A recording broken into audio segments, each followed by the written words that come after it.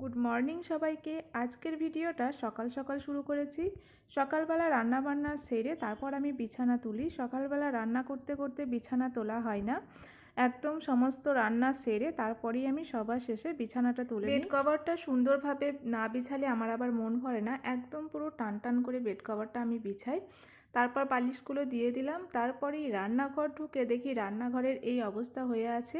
রান্নাবান্নাটাই শুধু করেছিলাম, ঘরটা একদমই গুছানো হয়নি। কিছু ভিডিও এডিটিং ছিল, সেগুলো আমি করছিলাম, যার জন্য আজকে রান্নাঘর পরিষ্কার করতে একটু দেরি হয়ে গিয়েছিলো।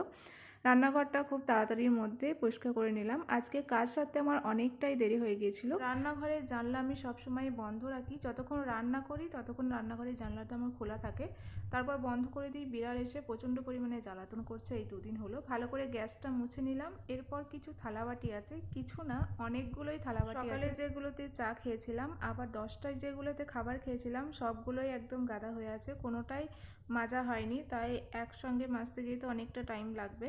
এরকমটা আমি করি না, আমি যখন কাজ যেটা তখন মেজে নিই, কিন্তু আজকে ওই যে এডিটিংয়ের চক্করে সব কিছু পুরো ভণ্ড হয়ে গেল একসঙ্গে, তাই অনেকগুলো থালাবাটি হয়ে গেছে।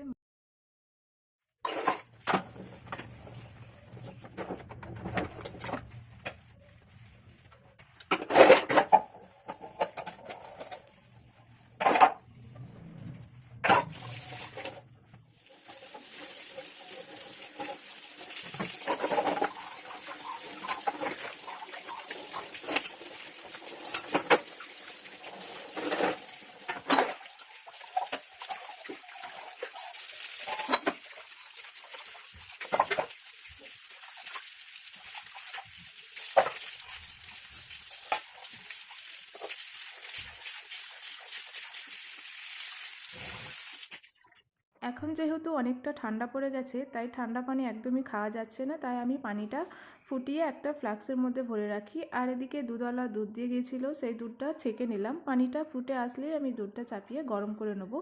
পানিটা ফুটে এসেছে, এবার আমি দুধটা চাপিয়ে দিলাম।